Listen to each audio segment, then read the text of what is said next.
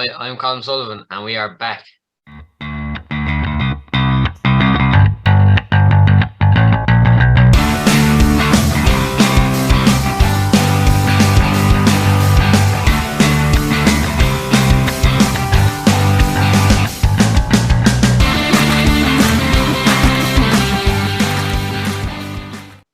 Extra time is back and just in time for the county football final. Joining Niall Fahy and myself today are Mr. Collins and Mr. Briggs to discuss this weekend's game and much more. Please hit that like button and subscribe to the channel. So, Mr. Briggs, what do you think of the standard of the county championship so far? That's a very good question. Not fantastic. Now, the one thing I will say is that over the last number of years, there's been three teams essentially, for a long time, for a decade, it was Stradbally, the Nire and Ballinaccorty. Whereas what's great for the championship, now you're seeing Galtier and you're seeing Rathgormac having pulled through, but I'm seeing a huge disparity. Stradbally have dropped. They're probably out of the top four, but everything below that top five, I mean, like I've seen a lot of the games this year, they'll be pretty much free to air. And the standard has been shocking, especially more. It's more. I saw it more last year, like where Ballinaccorty, Rathgormac, they were handing out hidings to pretty much everybody on the way up to the county final. A bit better this year, but I think the rural clubs are really starting to struggle. Yeah. What do you think, Mr. Collins? Yeah, I don't know what I said. The standard was shocking, but there's an awful gap, I think, between some of the lower senior clubs and the top three clubs or four clubs. I would say the top four clubs all made the semi-final this year, even though Ballinaccorty didn't perform on the night. But some of the clubs that are up senior are not competitive at all. I would agree with that.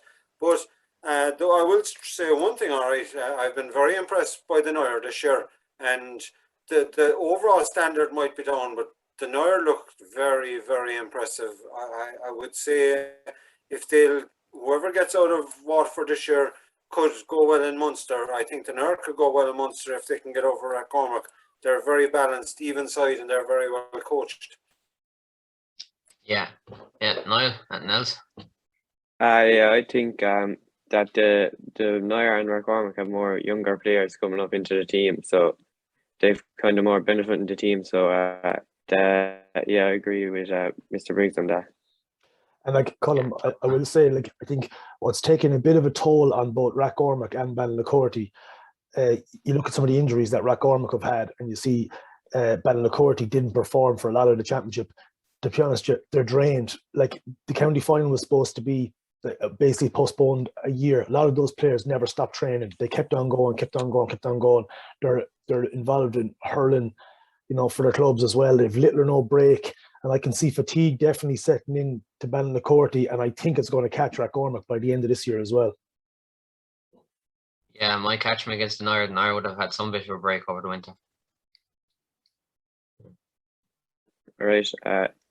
Even though the two teams in the final won comprehensively in the two semi-finals, do you think the two teams, Nire and Rathgormac, deserve to be in the final, Mr. Collins? It is. I was looking at the scores there. Rathgormac scored 2-14-13, and that was a fairly competitive match. I just saw the highlights against Galtier, whereas the Nire 3-12-7 points against Ballinaccorty. Ballinaccorty were just very poor on the night, very disappointing, and I thought the referee contributed to it. And there was two sending offs for Ballinaccorty, and it was just poorly refereed. But yeah, there's no doubt but the best two teams are in the final. Absolutely, by a distance. Yeah. Yeah, what do you think of that, Mr. Briggs? Yeah, 100%. I think I saw the Nire a couple of times over the summer, and even though their opposition was quite poor, you can get this feeling that they're moving well. And I just felt like I actually believe, I don't think it'll be the Ballinaccorty game. I think the Stradbally game was the maker of the Nire, because a lot of people thought what you said there, Niall, about they're young, they have a lot of young players, maybe they can be got at. Conditions weren't great. And I know there's a lot of WhatsApp videos going around of lads getting physical, but I think, they took care of Stradbally without an issue whatsoever on a terrible day. I think they just got some unbelievable amount of confidence from that. They know they're ballers, they can play, they're all really good footballers, but they can also get down in the dirt.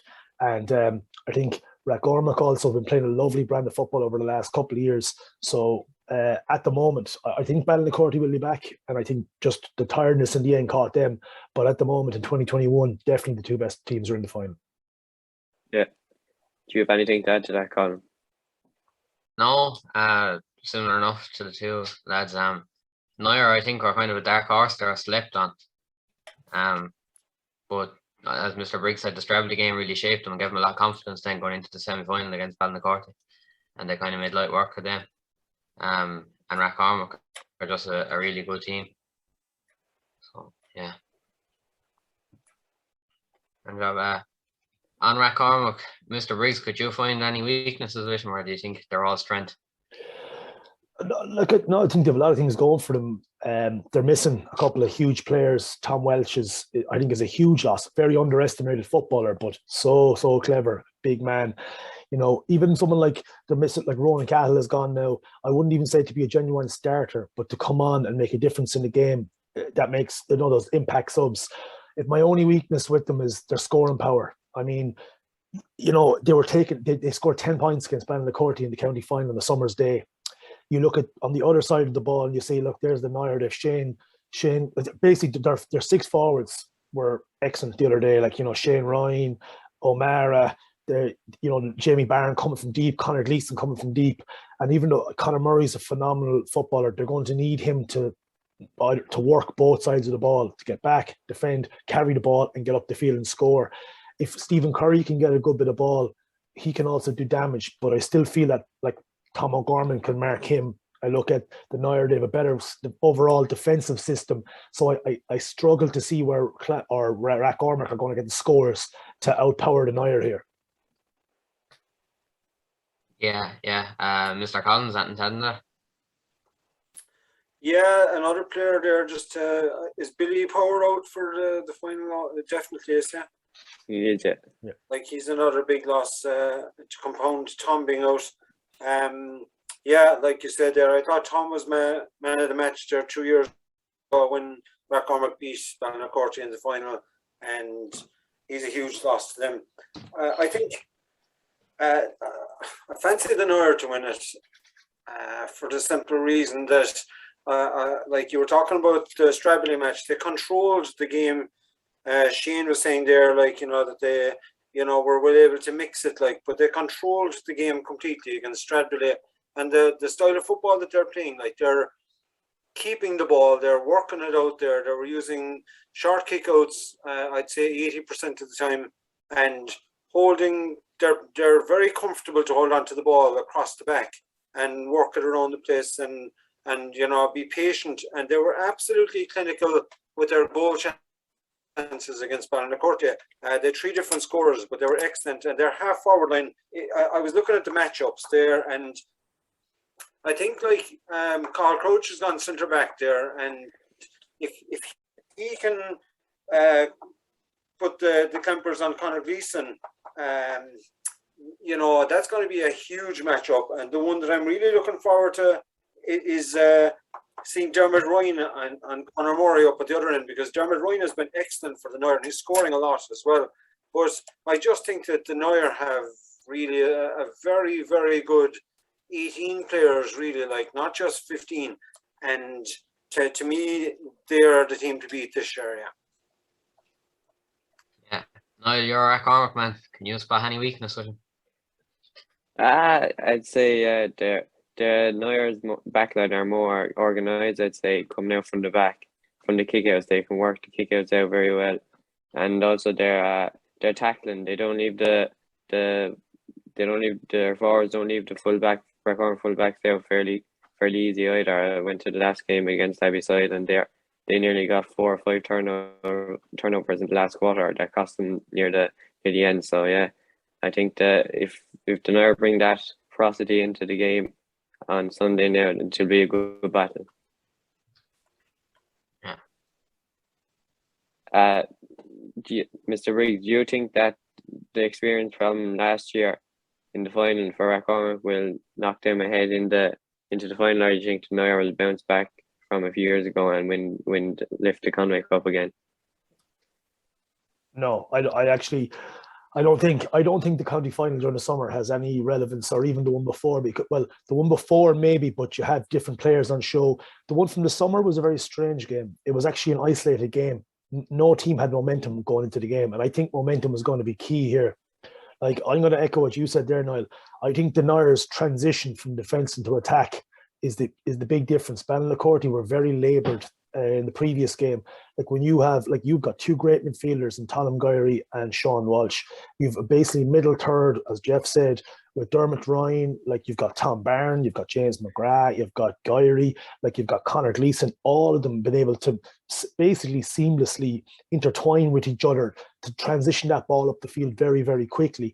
And they have pace. Jamie Byrne coming at pace, strong as an ox. And like, when you've got that tackling ability for turnovers, the minute you turn over the ball, if you can hit that line at pace, it's almost possible to stop. So, like, I know we're kind of bigging up the Nire here, but I struggle to see how Rathgormac are going to implement a plan of that type of pace to get out past that blanket, to get enough ball inside into their, Stephen Curry and their inside forward line. Yeah. Do you agree with Mr. Briggs, Mr. Collins, or? I do, yeah, I do. Like I said there, I've been incredibly impressed by what a good all-round team they are, and I've seen a couple of the Nire's matches, and I was also watching the Cumber Rangers women, who Michael Ryan is involved with them there, and John Phelan as well, but they were basically shouting the same things into the women as to the men off the sideline there. It's all about controlling the game and controlling the ball. And they do both very well, against Stradbally there in the muck over in Fairfield in very bad conditions.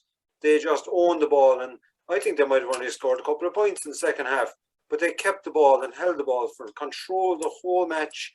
And when they did press forward, they got the scores, but they're just so comfortable that for Rathgormac to beat them, they're going to have to get a grip in the middle of the field. No, that's possible because they've got excellent midfielders with Martin Scurry and Michael Curry there. But, I think and the Nire's strength is that they're equally good in all their positions. I mean, I can't see anyone getting the better of Thomas O'Gorman in the full forward line, and he's going to be able to, put out the fire if there is one anywhere in the inside forward line. And they just seem to have such an even 15 that I struggle to see how they can be overcome the way they're going at the moment. Yeah. Thanks. Colin, do you think Nire Rathgormac win on Sunday? Yeah, I think it's hard to look past them, really. The way they can defend and then instantly change their attack, and they're such a deadly half forward line then, who can score from anywhere, and all six forwards really can score. So it's just kind of a case to get the ball up. And you'd wonder, can Rathgormac's defence kind of hold them? There's one or two experienced players in there, but the rest are young enough that will they be able to hold kind of such a deadly forward line.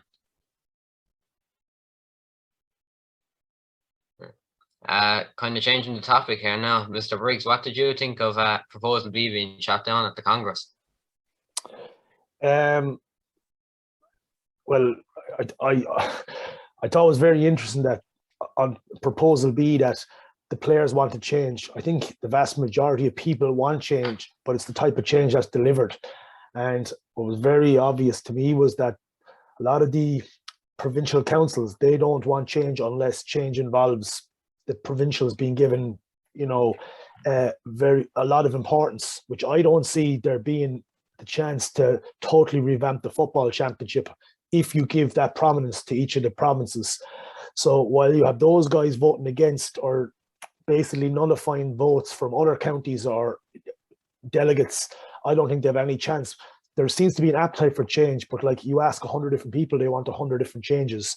So I think it's going to be very hard to get it over the line. And yeah, some people are saying come back in February, some people are coming back for special Congress, emergency Congress next October. I don't know. Where's the change going to come? There's lots of different formats but I don't see anyone getting a requisite 60% to get over the line. Yeah, it'll be tough, all right, Mr. Collins, hadn't that? Yeah, I was delighted that it was shot down. I think there's too much of a focus on inter-county football and hurling and versus the clubs. And like the GPA had a big say in this, but the GPA basically is a lot of county players have their opinion put in there. And I mean, 1% I'd say or less of the playing population of the GAA is inter-county players. And like we had a perfectly good inter-county competition there with the coronavirus, where they didn't have a fraction of the preparation time, and there was no noticeable drop in standard. I'd rather see a lot less focus on the inter-county scene and more focus being given to the club game. I mean, if the club game starts to, if you've got the situation there, it's been going on there with the last decade, I suppose, there of almost no club games being played over the summer, where players can go off abroad for the summer and not miss a game. I mean, that's no good to club players. And you look at the numbers that are going to club games compared to what it would have been before, like the numbers are dropping off. And I would rather see a shorter inter-county season and let the players go back to their clubs and have a proper interest in the club scene and get people out to matches. So I was kind of glad that it got shut down. Yeah, Niall, hadn't that? Yeah, I agree with Mr. Collins. I think they should put more importance on the club games during the next few years now, because the more time the clubs have, the more players they get to advance into inter-county level. So yeah, I agree with Mr. Collins. I think they should put more importance on the club season this year. Yeah, that's a fair point. But Mr. Collins, at the same time, then we'll say for the weaker counties, would Proposal B be kind of better for them to progress further? Like we'll say the likes of Waterford might get one football game a year in, we'll say, Ireland level. Well, like Shane was saying there, you know, there's no general agreement on everyone wants change, but nobody is really sure what change they have.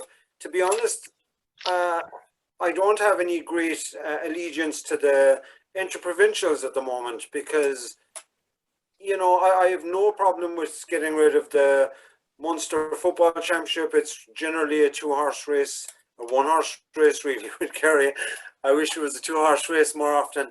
And, you know, some of the, like the Leinster Football Championship's now gone a joke as well, and only for Galway being there in the hurling, the Leinster hurling, you know, is very one-sided as well.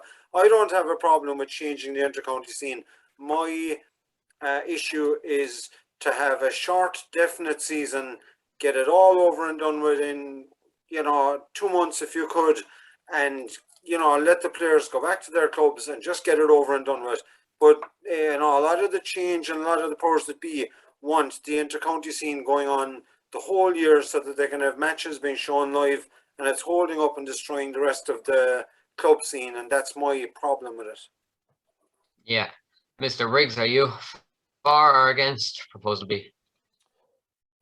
In principle, I was for it for Waterford, like you said, because they would get more games, but I can see massive holes in it.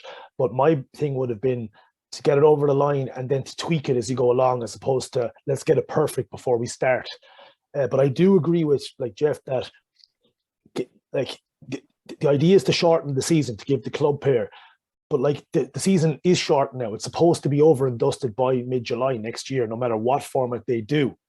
But like what format can they get? I personally would prefer some kind of Champions League style where, you know, and at the end of it, everyone has their own competition to play. And look, in an ideal world, I just can't understand the ego of some counties.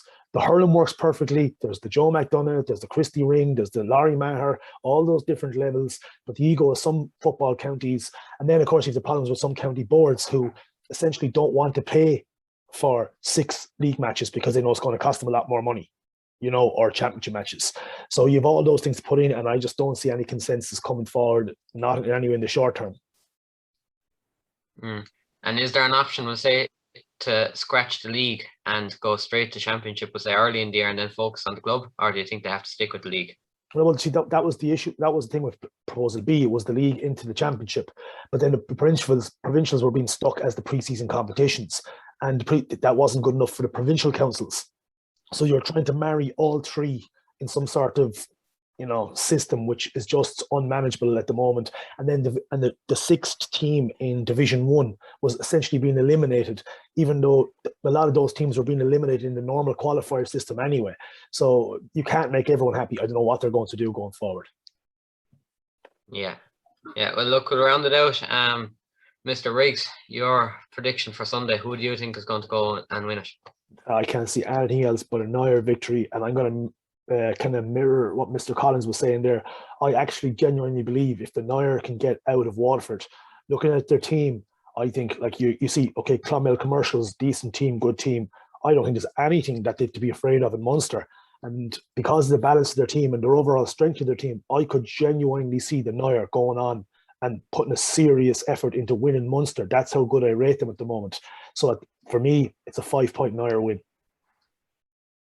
Right, Niall, Rathgormac, what's your prediction? I'll stay local now for this one, and I'll go Rathgormac to win. I don't know by how much now, but I'll stay local. That'll keep me mouth quiet now. Mr. Collins? Yeah, I think I couldn't see other than an Nire victory the next day. And looking at the Munster there, Shane was mentioning Munster, like Nemo Rangers are gone from Cork. Dr. Crooks are like not, I think they might even be gone out of the Kerry Championship because and you've got East Kerry, and I'll put it this way, there's no really dominant club in Kerry at the moment. The one dominant club in Cork are knocked out. I mean, I think there's a Munster Championship that's more winnable this year than it often was other years, and I do think the Nire could give it a rattle this year if they'll get out of presume it's Fairfield next Sunday without any injuries, and I do think they have the management there that would have the vision to go after it. They won't be happy, I think, just to win on Sunday if they do. So you're going for a Nire win? I am. I think everything would have to go right for Rathgormac on the day. Now, they do have the players, no doubt about it. Like, with Michael Curry has gone back up there, is gone out of centre back. Like, and I think he's, will add to their attack going forward.